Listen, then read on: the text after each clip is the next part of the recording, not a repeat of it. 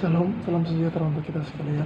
Perkenalkan, nama saya Leonardo Manoma, mahasiswa Fakultas Hukum Universitas Pembangunan Indonesia Manado. Pada saat ini, saya akan sedikit memaparkan tentang tugas yang diberikan oleh dosen mata kuliah Hukum Pidana Militer tentang kewenangan polisi militer, papera atau perwira penyerah perkara, dan auditor dalam penyelesaian tindak pidana militer,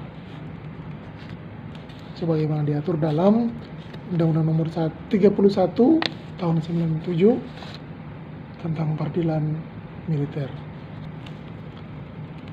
Sebagaimana diatur dalam pasal 69, polisi militer juga termasuk salah satu penyidik dalam penanganan perkara tindak pidana militer.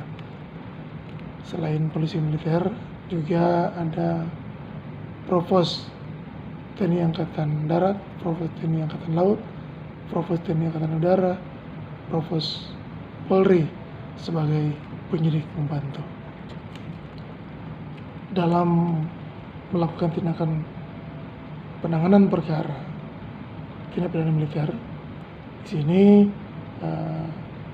penyidik sebagaimana diatur dalam pasal 71 Undang-Undang Nomor 31 Tahun 97 mempunyai kewenangan, yaitu menerima laporan atau pengaduan dari seseorang tentang terjadinya suatu peristiwa pidana yang diduga merupakan pidana, kemudian melakukan tindakan pertama pada saat ini tempat kejadian perkara, baru mencari keterangan dan barang bukti, menyuruh berhenti seseorang yang diduga sebagai tersangka dan memeriksa tanda pengenalnya, kemudian melakukan penangkapan, penggeledahan, penyitaan, dan pemeriksaan surat-surat, juga mengambil sidik jari dan meminta seseorang, juga memanggil seseorang untuk didengar dan diperiksa sebagai tersangka ataupun saksi, juga meminta bantuan pemeriksaan seorang ahli atau mendatangkan orang ahli yang diperlukan dalam hubungan dengan pemeriksaan perkara, dan mengadakan tindakan lain menurut hukum yang bertanggung jawab.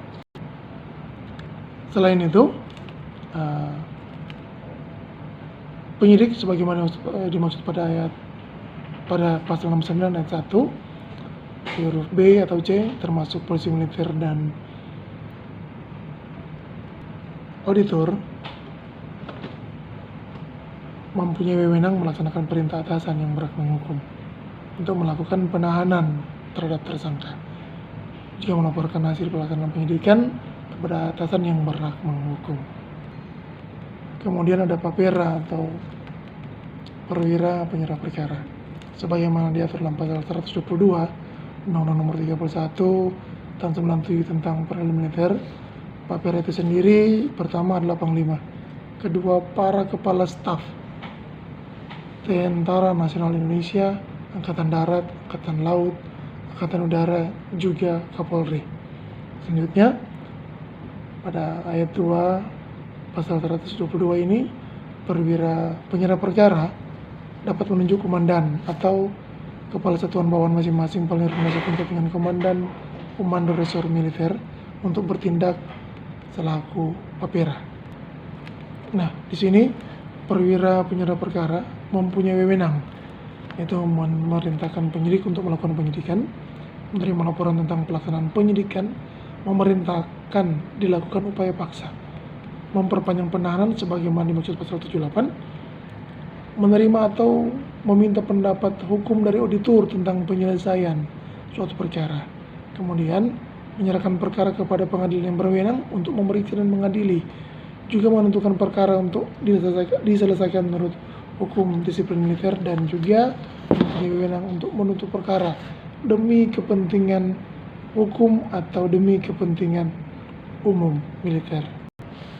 Untuk auditor, nah di sini ada auditorat militer, auditorat militer tinggi, auditorat jenderal Angkatan Bersenjata Republik Indonesia, dan auditorat militer pertempuran. Yang selanjutnya disebut auditorat atau badan di lingkungan ABRI yang melakukan kekuasaan tertinggi negara di bidang penuntutan dan penyidikan berdasarkan pelimpahan dari Panglima Angkatan Bersenjata Republik Indonesia. Nah, sementara untuk tugas dan wewenang auditorat militer itu melakukan penuntutan dalam perkara pidana yang terdakwanya prajurit yang berpangkat kapten ke bawah. Kemudian untuk auditorat militer tinggi melakukan penuntutan dalam perkara pidana yang terdakwanya prajurit atau salah satu prajurit berpangkat mayor ke atas. Sedangkan untuk auditorat jenderal mempunyai tugas dan wewenang membina, mengendalikan dan mengawasi pelaksanaan tugas dan wewenang auditorat, menyelenggarakan pengkajian masalah kejahatan guna kepentingan penegakan serta kebijakan dan dalam rangka penyelesaian dan pelaksanaan penuntutan perkara tindak pidana tertentu yang acaranya diatur secara khusus. Kemudian mengadakan koordinasi dengan Kejagung, Polisi Militer, dan Badan Penegak Hukum lainnya. Demikian dari saya tentang paparan mengenai kewenangan Polisi Militer, KPR dan Auditor dalam penyelesaian tindak pidana militer, dan sebagai tambahan disampaikan kepada keluarga, saudara-saudara, adik-adik yang ingin melanjutkan studi atau mendaftar di Fakultas Hukum Unsur, karena di Fakultas Hukum Unsur ini mempunyai dosen-dosen yang berkualitas yang tentunya bisa memberikan pelajaran yang lebih untuk mahasiswanya yang ketika selesai menempuh pendidikan bisa menjadi sarjana yang berkualitas yang tentunya bisa memberikan yang terbaik untuk keluarga. Dan sekian dari saya. Terima kasih. Tuhan Yesus memberkati.